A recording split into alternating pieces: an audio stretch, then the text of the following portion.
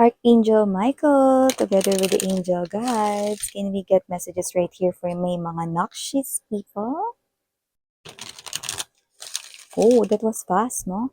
We've heard the word refuse, no? But parang refusal din yun, no? Sounds like, no? Let's see, what is the connection ng inyong reading doon, no? So, let us see. Angel guides, can you give us clear messages for my collective people, noxious people, please?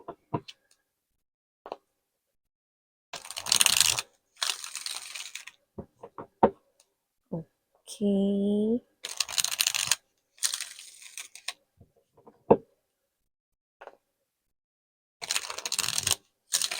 Okay. Nasalo. Catch me. Taray. Nasalo natin ng energy.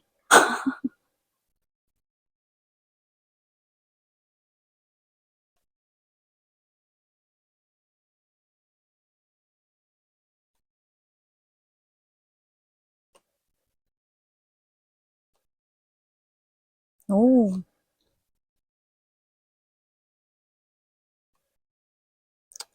Okay. I think I got it. Yeah.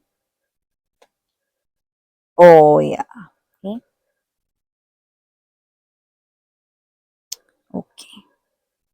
Okay, understand, no? This is how you feel towards this energy here connecting with you, guys. So, hi and hello there everyone! Miss nyo ba ako? Yeah, wala ako yesterday. Ayun kasi, no, there's something about my phone yan, no? So, okay na, no? Ito ay maayos na. Okay? So, yeah. Okay? Yeah, iniisip ko rin kayo. I know, no? That's why I'm here na ulit, no? So, yeah, mga babes, no? Yeah, I missed you too. Chodo. Okay? Yeah. So, yun nga mga babes, no? Wala tayo ditong gender. Alam niyo naman yan, babae, lalaki, LGBT, lahat welcome. Pwede rin magkapalit-palit yung roles, no? At pwede rin mag-switch dahil ito ay general reading. And at the end of the day, everybody, you have your free will with you na free nyo pong gamitin anytime, anywhere. And yes, no? Sa mga new viewers and new subscribers, ako po si Yan. Welcome po at sa mga returning kong viewers. Thank you sa inyong walang sawang support and love for me. So yun nga mga babes, no? Kung hindi nyo pa knows, meron pa po tayong other channel. The link is down below sa ating description box. So if you're interested, no, sa pag-try na tingnan yung channel na yan, go ahead, click that link, no? Redirect na agad yan dun sa ating other channel kung saan nagka-upload din tayo ng collective readings, no? Ano man yung zodiac sign mo, when we say collective readings, no? Pwedeng-pwede kang manood, makinig, mag-claim ng mga mensahe, no? If you want, okay? Everybody, hold your free will, no? Like, it's up to you, okay? So, yeah, here, no? Nakita ko rito, no? Whoa. Page of Pentacles energy, so kaya pala we heard the word refusal, no? Because Page of Pentacles energy, no? Four of Cups right here, and you're dealing with someone who appears to be the Knight of Wands energy, no? So when we say the Knight of Wands energy, it's not always player, it's not always someone who played tricks, no? Pero depende kasi yon, no? Pag lumalabas sa reading here, yeah, yun yung kanyang nagawa. This person here played games with you guys, played tricks with you. This person could have probably played with your heart, no? And I do pick up that this person here, no? Siya yung nag-refuse, yan, no? Nakakakita tayo rito ng young love. And if it is not young love, no? It's some kind of an old, no? Experience, like there's a history between you, when it comes to love, no? Dito sa player na ito. So, I do pick up na that this person here make tangge sa inyong love, no? At kayo ay lumalabas, no? Alam mo, yung iba pwedeng bata pa kayo, no? Minahal nyo na talaga siya, or you're too young. Maybe you're only, no, sa inyong 20s or teenager, no, nung nagustuhan nyo siya or nagsimula nyo siyang magustuhan, no? And then, yung iba naman, pwedeng you're young, no? Or you feel young, no? Whenever you see this person, no? Paano feel young, miss yan? Parang you feel happy, no? Whenever you see this person like here, parang feeling mo busog ka na kahit di ka pa kumain. May ganong klase na energy, no? So, I do pick up na kung sino man to energy na to, this person makes you happy, no? And I'm seeing that there's contentment sa inyong energy, like you're, um, you're satisfied, you're contented with this person, even though this person here is giving you kulang, no? So, nagbibigay siya sa inyo ng kulang dito. So, nakikita ko na kung sino man tong energy na to, no? You're offering or you've offered this sincere, no? Sincere love, affection, no? Para sa taong ito, no? But this person refused that, no? Paano mo yan refuse? Tinanggihan niya nung nililigawan ko siya or nung nagkaroon ng confession, tinanggihan niya ako, ganon? Hindi, no? When we say refusal of love, it's not always na pag niligawan ka niya, tas binasted ka niya, no, yun lang yung refusal, no? Hindi, no? Pwede rin kasing refusal because there are indications dito, no, na may options because the presence of two of swords is very evident, no? So, lumalabas dito mga babes, no, na naging kayo, okay? High chance na naging kayo, pero nagkaroon ng refusal. Bakit kamo? Kasi pwedeng iniwan niya kayo, there's abandonment issue, okay? Or meron ritong naging dahilan, no? Kung bakit nagkaroon ng interruption at yun na nga, nauwi sa separasyon ang inyong connection, no? Nag-disconnect kayo from each other, no? And this person chose, no, to refuse your sincere love and affection for him or her, no? So, okay? That was long time ago. That was your energy long time ago, no? Now, in the present moment, we have here, no, mga mahal, the Nine of Swords energy connecting to the Seven of Wands energy, no? And there's this Queen of Swords, no? I'm seeing you appearing as the Queen of Swords already, and boom! We now have the Wheel of Fortune right at the center of the reading. Tinabihan pa kamo nitong Eight of Cups energy. So, what does that mean, Miss Yan? Eh, so, kung tutumbukin natin to, no, yung pinaka nakukuha ko rito mga mahal is that itong person na to, ngayon ha, mga babes ha, ngayon ha, hindi niya matanggap na natanggap mo na wala nang kayo, na hindi na kayo. Okay? Are you getting my point, no? Naintindihan mo ba ako, mahal? No? Ibig sabihin, hindi niya matanggap ngayon na natanggap mo na sa sarili mong hindi kayo para sa isa't isa, no? What is that other term for that? Naka-move on ka na.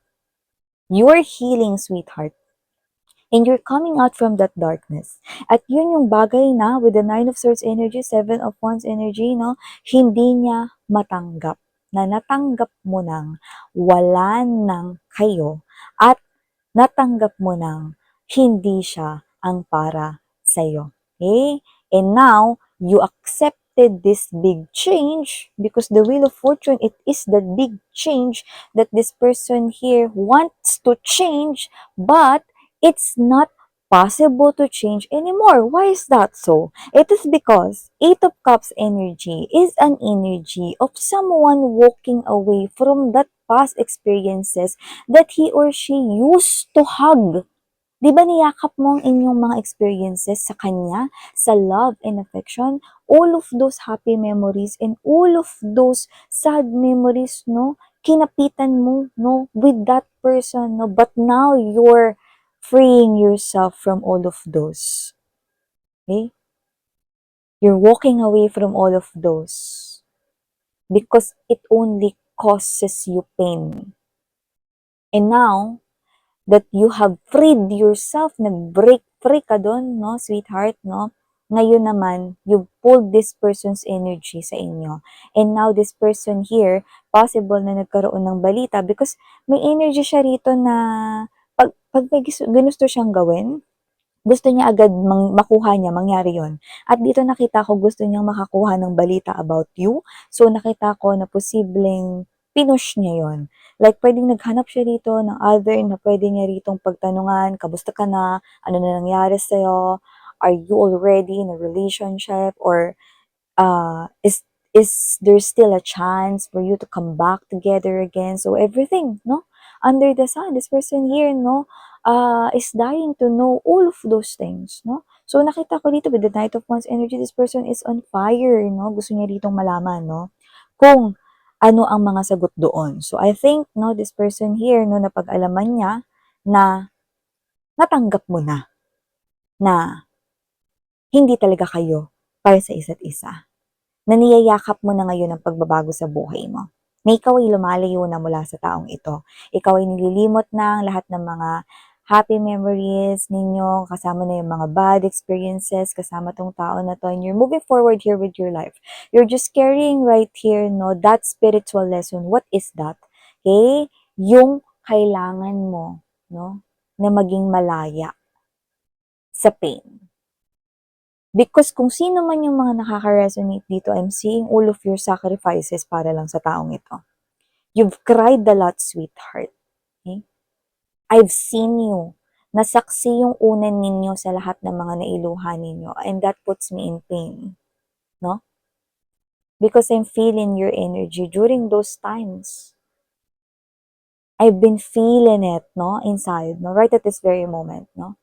So nakita ko how stressed you are, nakita ko how you've sacrificed for this person here, but you've just received a little or even a bit of this person's appreciation, love, no? Konti lang, droplets lang. That, hindi mo deserve yan. I know. Okay? Now, this person right here, with the Nine of Wands energy, Seven of Cups, and there's this Three of Cups energy. Kasi gusto niya, nakukuha niya rito lahat ng bagay na gusto niya ritong mangyari, no? But this person right here is, yung isip niya rito, no, parang naguguluhan siya rito, no? Kasi sa lahat ng bagay na gusto niya mangyari, ito yung hindi na mangyayari pa. Ano yun? Three of Cups energy. Reunion ninyong dalawa. Magbalikan kayong dalawa. Because pagod ka na. You appeared as the Queen of Cups energy. You hold that love in. And now you're closed off with that person. But you're not confused anymore. You're not confused anymore. Hindi ka na nagko-confuse dito about love. You're not being blinded. Hindi ka na bulag. No, you're freeing yourself. And I love it that you are holding now the cup. Hindi nga ito cup, mga mahal, no? Sa lahat ng mga queens, wala tayong gender dito, sweetheart. Pero ito ay pitchel, oh. Hawak mo na ulit ngayon yung pagmamahal. Malaki kasi at busilak ang puso mo at isa kang tapat pagdating sa pagmamahal. Faithful ka, sweetheart, no? So, yun yung nakikita ko rito. And I'm happy to see that you are now holding this. And for those mga nakshis ko dyan, no, malapit nyo nang mahawakan at maibalik ulit, no, itong inyo ritong pitchel of love, no, at handa nyo na lang i-offer yan sa karapat dapat. And now you're holding it in. You're keeping it safe. You're protecting it, no? So nakikita ko dito na kung gusto nyo man ng pagmamahal, hindi na dito sa taong ito. And I clearly understand your point because you are just a human being and I know and I've seen your hardships, no? That's why binanggit ko, no, saksi ang unan mo sa lahat ng luha mo. You're now free, sweetheart. You deserve love. I know.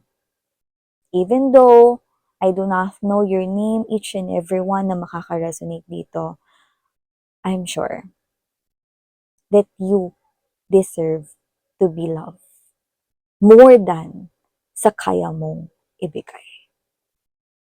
Okay? So yeah, cheer up, no? Himnes sa'yo, mga sweethearts, no? I know that you deserve love, no?